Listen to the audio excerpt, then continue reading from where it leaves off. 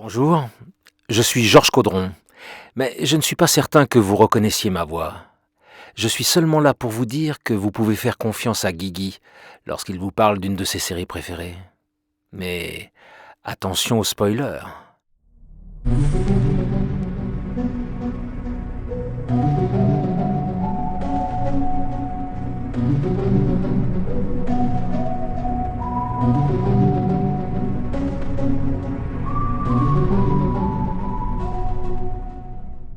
Bonjour à tous, nous sommes bientôt rendus à la moitié de la saison 11 de The X-Files. C'est donc l'occasion pour moi de réaliser une petite vidéo sur la première série de l'honneur de cette saison. Donc je vais parler des épisodes 2, 3 et 4.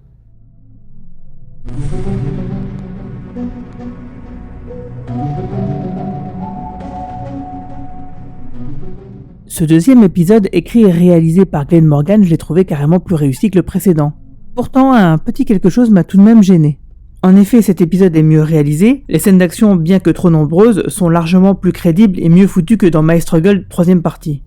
L'histoire est intéressante et permet de faire de nombreux liens entre les 4 séries de Chris Carter, X-Files, Millennium, Archrim et The Lone Gunman, au détour de plusieurs clins d'œil ici et là. En effet, on parle de Langley, un des Lone Gunman, qui rappelle bien sûr la série dérivée The Lone Gunman, mais on apprend aussi que le virus qui les a tués est le virus Marburg, de la série Millennium. Et bien sûr, la thématique d'un univers, un enfer virtuel, où chacun aurait son double, rappelle bien sûr la série Archrim. Mais au final, toute l'histoire paraît un peu vaine. En effet, Mulder et Scully en savent plus, mais leurs actions n'ont finalement eu que peu de conséquences. Idem du côté des bad guys, qui finalement se retrouvent presque au point de départ puisque Mulder et Scully sont toujours vivants, et qu'en plus ils en savent plus que la veille. Ce final résonne donc un peu comme un retour à la case départ un peu forcé. Même si Erika Price, que nous avions découvert durant l'épisode précédent, a dû annuler le contrat sur la tête des 2 héros. Et puis j'avoue peu comprendre l'impuissance du FBI dans l'histoire lorsque 2 de ses agents sont traqués ainsi. Nous avons alors quelque part un peu l'impression que l'épisode ne sert à rien. Bon, j'exagère un peu en disant ça, car nous avions tout de même eu ici la confirmation que le programme spatial secret évoqué dans la 3e partie de My Struggle n'était pas du flan. Par contre, quand on y réfléchit, ce deuxième groupe, cette deuxième conspiration qui s'oppose à la conspiration au projet du Smoking Man, on ne comprend pas trop un peu ses motivations parce que quelque part le plan de celui-ci, de conquête spatiale, est un peu complémentaire du plan du fumeur quelque part. Puisqu'on a l'impression que leur plan est de partir dans l'espace après que l'humanité soit décimée par l'homme à la cigarette. Ils pourraient très bien travailler de concert en se disant chacun son plan de son côté, on verra bien lequel fonctionne pour permettre à l'humanité de survivre. Mais nous manquons encore d'informations pour bien comprendre les motivations des uns et des autres. Ce qui cloche aussi, c'est de si peu retrouver nos personnages favoris ainsi que leur personnalité. Bon, c'est vrai que c'est intéressant de les voir en mode survie à la 24 heures chrono, mais si c'était au milieu d'une saison où nous avions déjà eu des épisodes de qualité. Ici, l'originalité de cet épisode devient du coup une sorte de défaut. Surtout que l'épisode précédent, Chris Carter nous avait déjà montré de manière certes moins réussie un Mulder en mode Jack Bauer. Pour moi, le point vraiment positif de l'épisode est le rôle de Skinner, très intéressant, et où ses motivations et la réouverture des affaires non classées est enfin interrogée, et ce n'est pas trop tôt. J'aime beaucoup aussi l'idée que les X-Files aient échappé au contrôle du FBI, qui semble carrément dépassé par le microcosme mêlant espionnage et milice privée du XXIe siècle, avec cette histoire de numérisation des affaires non classées. Bref, la réalisation et l'ambiance de la série étaient bien là. Mais il y avait sans doute encore un peu trop d'action et pas assez d'intellect et d'échange entre nos 2 personnages. Surtout qu'ici, il aurait été possible de faire revenir une Scully un peu plus sceptique au début de l'épisode. Et surtout, la résolution est complètement bâclée. L'utilité raccrochée à la mythologie n'est peut-être pas si utile, mais surtout, comment Scully peut croire que ce qu'elle fait peut suffire à détruire les serveurs ? Et cette intrusion dans l'immeuble qui abrite les serveurs, justement, une intrusion du style agence touriste, c'est quand même du jamais vu dans la série, et c'est vraiment pas un compliment. Mon verdict est que l'épisode est plutôt moyen et avait de bonnes idées à la base, mais que comme souvent dans ce revival, l'exécution laisse à désirer.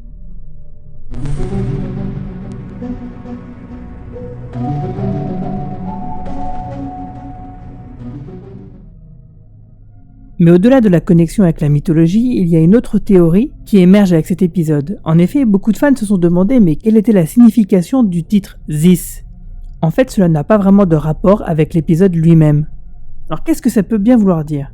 Pour le découvrir, il va falloir être extrêmement attentif aux indices laissés par Chris Carter. En effet, je sais pas si vous avez remarqué, mais sur le cadre des Lone Gunman, il y a comme une sorte de 4e visage qui apparaît un peu en transparence. Il est très discret. Au début, j'ai cru qu'il s'agissait de Eve Adele Harlow qu'on voyait dans la série The Lone Gunman, mais en fait, c'était pas du tout ça. Lorsqu'on zoome avec une bonne qualité d'image, on découvre le visage d'un homme qui n'a rien à voir avec la série, et vient plutôt d'une légende urbaine.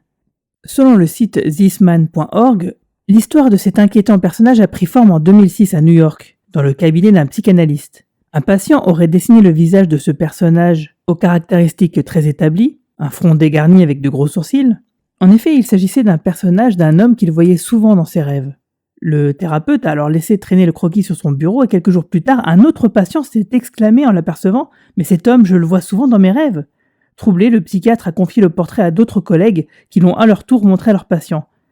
Et finalement, 4 d'entre eux l'avaient également reconnu. L'histoire prit de l'ampleur et le site thisman.org fut créé, et c'est alors que des milliers de personnes à travers le monde déclarèrent avoir déjà vu cet homme régulièrement dans leurs rêves.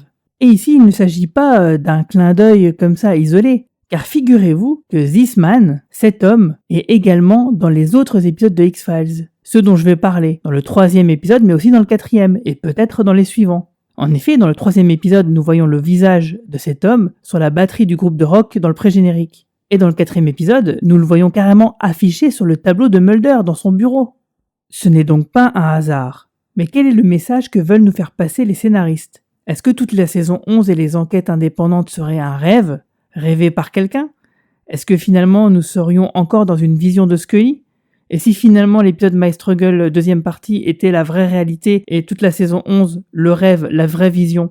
Pour l'instant, il est difficile de le savoir. Peut-être que c'est tout simplement une façon pour Chris Carter et ses copains de nous troller tout simplement en nous faisant imaginer ça. Pour l'instant, il est trop tôt pour en tirer des conclusions. Mais gardez l'œil ouvert. Et cherchez voir dans tous les épisodes si vous ne voyez pas vous-même cet homme.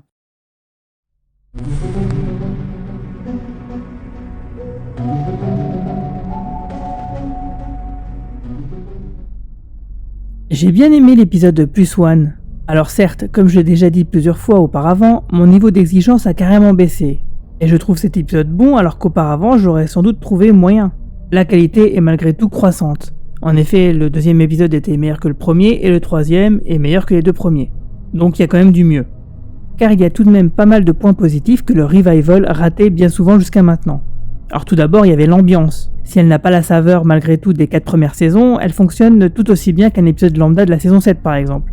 Et vraiment, ça fait du bien malgré tout. Ensuite, il y a une enquête, une vraie, même si elle aurait pu être un peu mieux écrite, car, par exemple, je trouve vraiment trop facile le fait que Mulder se focalise tout de suite sur Jodie sans avoir exposé une théorie au préalable, et puis aussi il se promène dans l'hôpital et comme par hasard, il tombe directement sur sa principale suspecte, dès le début. Alors du coup, tant qu'on y est, parlons des autres choses qui ne vont pas et qui nous font sortir de l'histoire. Alors tout d'abord, il est un peu impossible de se dire que Scully ne croit pas aux fantômes après les 9 premières saisons. Il est clair qu'elle peut se montrer sceptique sans problème dans cet épisode, mais pas affirmer ne pas croire à un phénomène dont elle a déjà été témoin plusieurs fois déjà. Et puis c'est quoi cette histoire de se demander si on voudrait pas avoir un 2e enfant, alors que la fin du monde est à leur porte, je le rappelle. Sinon le côté shipper, donc l'amourette entre Mulder et Scully, ne m'a pas vraiment dérangé, car il était clair qu'on allait vraiment y revenir, et je trouve que Carter l'a joué plutôt avec classe en nous montrant presque rien, même si cela est un peu rapide et pas assez crédible à mes yeux. En saison 10, nous apprenions que Scully avait quitté Mulder car celui-ci était devenu dépressif. Et hop, il retourne au FBI et voici que tout redevient normal, nickel. C'est pas très sain comme relation quand même, non ? D'ailleurs, pourquoi Scully s'inquiéterait-elle qu'ils perdent leur boulot du coup ? Peut-être parce que pendant plus de 10 ans, elle bossait sans souci, mais que c'est sans doute son inquiétude par rapport à Mulder, et de son possible retour à un état dépressif s'ils étaient virés du FBI. En effet, le gars, il est bien que lorsqu'il bosse au FBI en somme. Mais personnellement, j'aurais préféré que Chris Carter joue la relation amoureuse de Mulder et Scully de manière un peu plus torturée, en tout cas un peu moins rapide, mais bon. C'est vrai qu'il y a quand même tout de même peu d'épisodes, 10 épisodes, il faut faire vite. Et puis quelque part ça évacue le problème. Maintenant, genre ça y est, c'est refait. Car on sent, comme avec l'épisode précédent, que comme souvent dans la série, beaucoup de choses se sont passées hors écran, et que les personnages se sont rapprochés, et qu'ils ont évolué en dehors du regard des téléspectateurs. Alors l'épisode est un peu fouillé dans sa thématique paranormale, en effet, parce que finalement, durant l'enquête, Mulder et Scully parlent un peu de plein de sujets paranormaux, mais ne parlent pas de l'affaire qui les occupe vraiment. Par exemple, au lieu de parler de démons, d'apparitions du diable ou de fantômes, ce qui n'a finalement rien à voir avec ce qui les occupe, ils devraient peut-être parler de télépathie et de comment fonctionne le pouvoir du frère et de la sœur. C'est ce qui rend l'histoire un peu confuse. En tout cas, il faut quand même pas bouder son plaisir, la réalisation est correcte, et l'actrice Karine Konoval, que nous avions déjà vue dans Voyance par procuration, où elle jouait la diseuse de Bonaventure, mais surtout la mère Peacock dans le mémorable épisode Home de la saison 4, et finalement, cette actrice est la vraie bonne raison de regarder cet épisode. Mais encore une fois, l'épisode souffre peut-être aussi de son contexte, le contexte de la saison dont il est issu plutôt que pour ses qualités intrinsèques. On a quand même malgré tout l'impression, la sensation de se dire que les personnages ont peut-être un peu trop vieilli. Ça fait bizarre d'avoir des cinquantenaires qui sont toujours au même point que lorsqu'ils avaient la trentaine. Et puis le fait d'avoir Scully un peu trop campé sur ses positions alors qu'elle a quand même vécu plein de choses. Il faut quand même se dire aussi, pour nuancer un peu le propos, que Scully reconnaît tout de même quasiment d'emblée et d'elle-même qu'il y a du surnaturel là-dessous. Mais elle est juste pas d'accord avec l'idée de Mulder, qui n'est pas très bien formulée, comme je vous le disais précédemment. Par contre, lorsqu'elle affirme ne pas croire aux fantômes, c'est un peu ridicule, parce que bon, c'est comme si les personnages et les scénaristes étaient amnésiques. Mais il faut quand même avouer que ce défaut est symptomatique et présent depuis toujours dans la série. Il est simplement un peu accentué ici du fait du poids des années. Alors c'est sûr que ça aurait pu être mieux, c'est sûr que ça fonctionne un peu bizarrement. Puis on peut se dire aussi que Scully joue un rôle. Comme elle le dit quand ils sont tous les deux sur l'oreiller, elle est là pour lui prouver qu'il a tort. Donc peut-être que son scepticisme est un scepticisme de façade pour faire évoluer le débat. En tout cas, c'est un épisode plutôt réussi, avec une bonne saveur nostalgique. En tout cas, c'est sans doute l'épisode purement indépendant le plus réussi jusqu'à maintenant des saisons 10 et 11.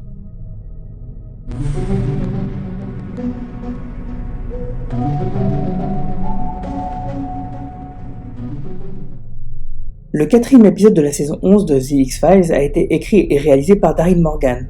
Alors je ne pensais pas que cela puisse être possible, mais finalement cet épisode a rejoint la liste de mes épisodes préférés. Et cela n'était pas arrivé depuis le siècle dernier, à savoir la saison 7. Pour moi, Darin Morgan est le seul gars de l'équipe des scénaristes qui comprend la série, les fans et le monde 2018. C'était drôle, intéressant, politique donc pertinent, et pour les fans même un peu émouvant, pour le message complètement à contre-pied du revival, car cela démonte même complètement la raison d'être de ce revival, par rapport aux thématiques de nos souvenirs, où l'âge des personnages est ridiculisé et surtout les dernières lignes de dialogue de Scully résonnent comme un aveu doux amer. La série n'aurait peut-être pas dû revenir au XXIe siècle, et nous aurions dû peut-être garder simplement nos souvenirs. Darin Morgan a pris acte, la série The X-Files est dépassée, dans cette ère de post-conspiration, post-vérité, tout comme ses héros, mais malgré tout leur rend un vibrant hommage, sincère et réussi. Darin Morgan semble aussi troller Chris Carter, avec le fait que l'ensemble de l'épisode se déroule dans un parking souterrain, parce qu'il y a quand même vraiment beaucoup de parkings souterrains dans cette saison 11. Peut-être que c'est des économies de budget afin d'injecter plus d'argent dans les épisodes à venir qui devraient être plus grandioses, notamment le 5e épisode qui arrive. Mais en tout cas, cela met en lumière qu'un huis clos avec simplement des échanges intellectuels était bien une des marques de fabrique disparues de la série, et qui nous revient ici pendant 42 minutes, mais sans doute pour une ultime fois. Sinon pour l'anecdote, je me sens très proche de Mulder par rapport à cet épisode où je suis donc très investi, car l'épisode de la 4e dimension que j'ai découvert, qui m'a fait découvrir la série, était l'épisode Y a-t-il un martien dans la salle, l'épisode 28 de la saison 2 de la 4e dimension. Et pour moi, comme pour Mulder, ça a été un choc. Il est évident que cet épisode de Darin Morgan va résonner d'une certaine manière pour les personnes qui ont vu la 4e dimension ou qui sont fans de cette série. Parce qu'on se retrouve un peu dans le même état d'esprit de Mulder par rapport à cette œuvre. Cette histoire devient donc touchante. Surtout que la filiation entre The Twilight Zone et The X-Files est naturelle et l'a toujours été. Ça a toujours été une référence de Chris Carter. Mais pour autant, je trouve que cela marche de la même façon, même pour ceux qui n'auraient pas vu ce programme culte. Car finalement, les ressorts et les réflexions sur la série, le côté fanboy et geek de Mulder, parlent tout autant de la 4e dimension que de The X-Files finalement, et par extension de toutes les séries de ce genre. Cela a pour effet également de mettre Mulder dans la peau des fans que nous sommes nous-mêmes. Une belle mise en abîme qui permet de questionner le rapport que nous avons vis-à-vis de n'importe quelle série, et d'embrayer sur la thématique du souvenir. Des souvenirs qu'il nous faut préserver pour conserver notre intégrité à un niveau politique et culturel. L'important n'était donc pas le dénouement du récit par rapport au personnage de Reggie, mais la démonstration de la thèse de Darin Morgan qui se sert des personnages pour l'illustrer. Maintenant, on en est sûr, c'est la fin de The X-Files.